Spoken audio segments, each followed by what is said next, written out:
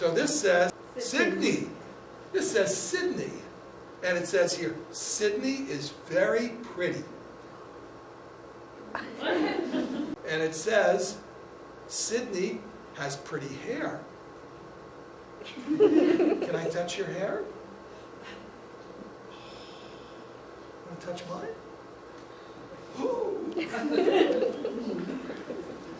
Cydney listens to directions. You do. She listens to Mom. Where is Mom? Does she deserve a kiss? Can you give her a kiss? Oh, that's so wonderful right there. So I'm just giving her a little area to write in. Just asking her to write her name. Simple as that. So will you take this marker, please? Would you write your name? I'll hold the paper for you. Ooh, I like that C. Beautiful Y. Cydney.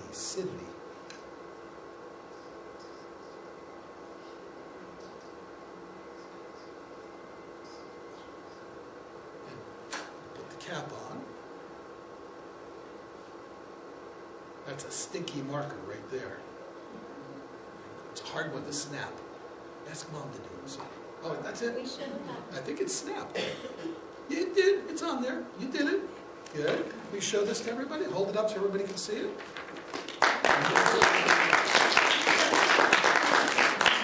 When we're asking people as smart as Cydney is, and we want to keep them included for as long as possible, we want to adapt her as much as possible, because the phrase adapting the curriculum is a mouthful.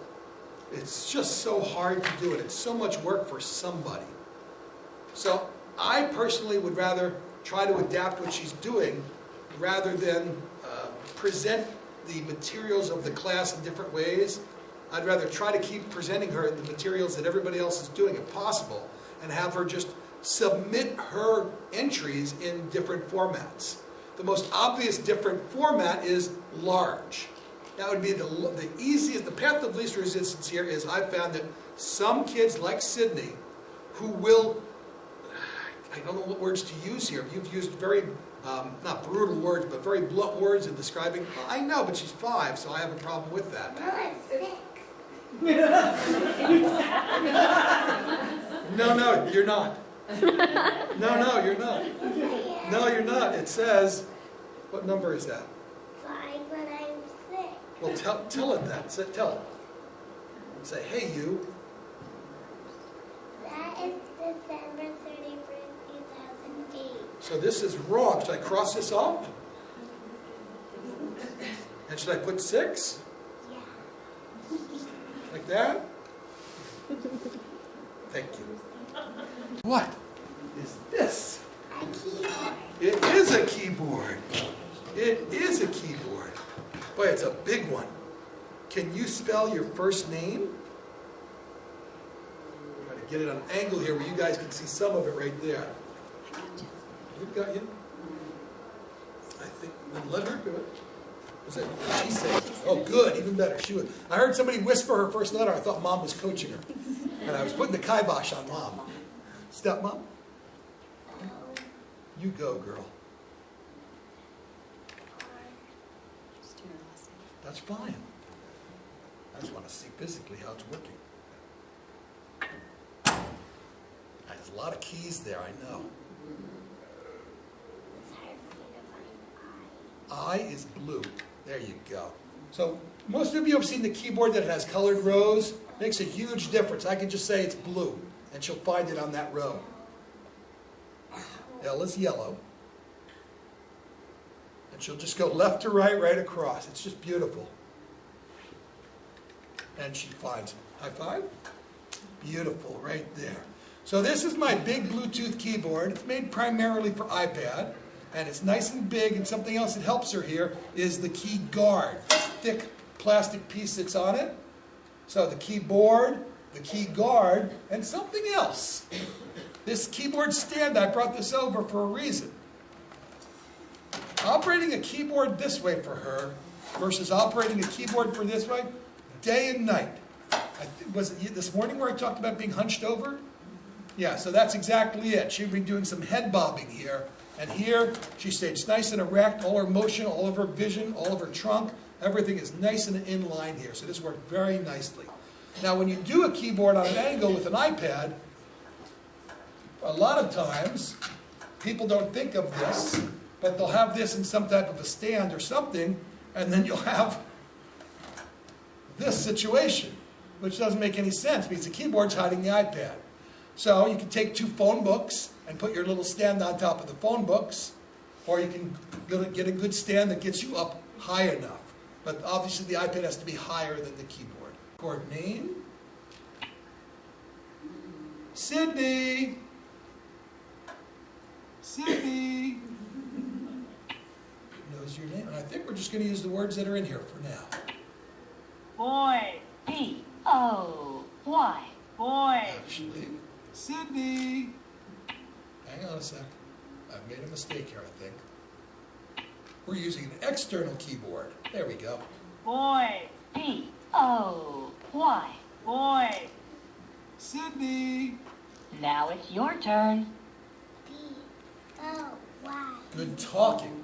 Now, it does not hear you. So what do we have to do? Cydney. I'm walking her through just thinking it out herself there because she's smart. But she needs a little help in problem solving. That's what I'm trying to do here. B-O-Y. Come on, iPad. Aren't you listening? It's not listening to us. What else can we do? Kite. I guess. Give it a try. See if that works.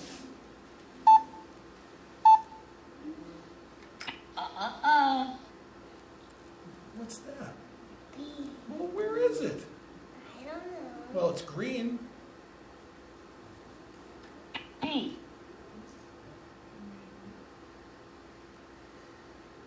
See that little sigh right there? I love that. That's in the see her thinking area.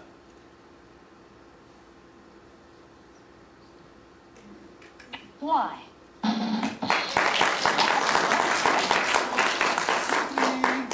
Please say, Boy. Boy. press the space bar, please. Where's the space bar? Which button down here is the space? It's R, yes? Let's keep going. Cydney! Now you spell Boy.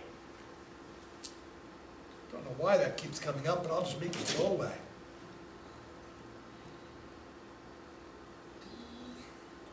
Where is that green B? Where does that go? B. Up there. O. I think it's blue. O.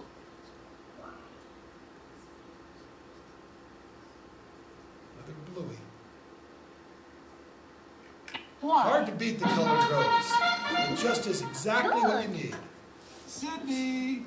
Please say, Boy. Boy. press the space bar, please. Let's keep going. Girl. G-I-R-L. Girl. Cydney! Now it's your turn.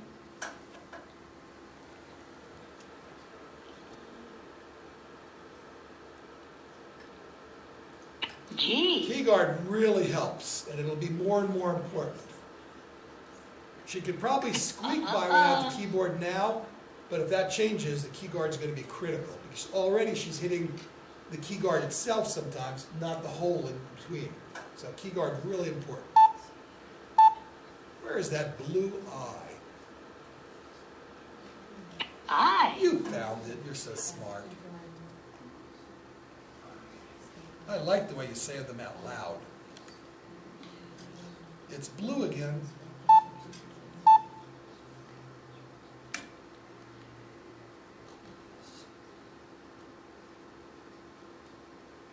R. I love this. I can do this all day. L. I have. Now this will be a really good one coming up right here. That'll be the last thing we do. This is going to be a great one. Press the space bar, please. Well, Thank you. Cydney! See if you can spell Girl.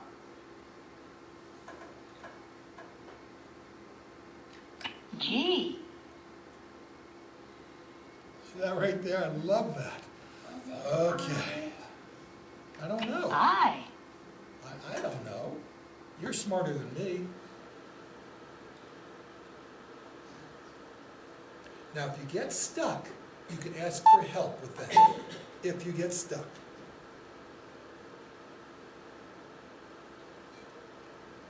And you can always just guess. Good try.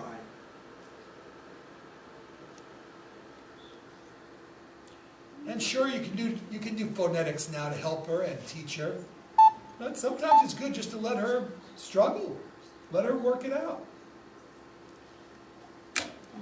Yeah, it's very hard for Mom, I know that. She's being very good though. I'm back here watching her like a hawk. I think it's time to ask for help. Can you press for help just so everybody can see? You can teach everybody. Girl. Ah, there it is. Now when we ask for help, Start over, please. you have to start over with that G. So I help her out to start again by saying the first letter. G. All sorts of tricks you pick up with things like this. I.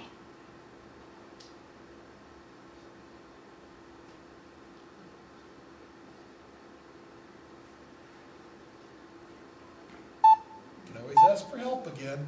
I have no problem with that, asking for help. R. Boy, she's really working. L.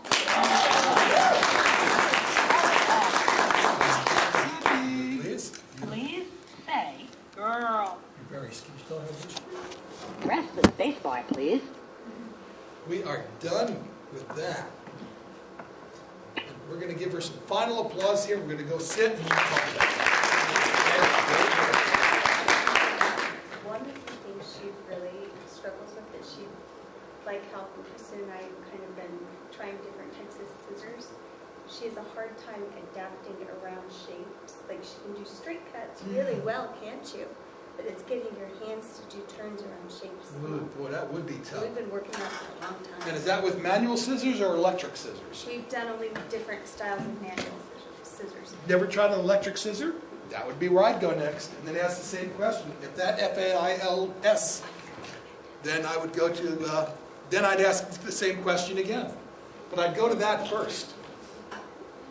Oh, I get a hug on my goodness. Oh, you are precious. There's Mom. There you go.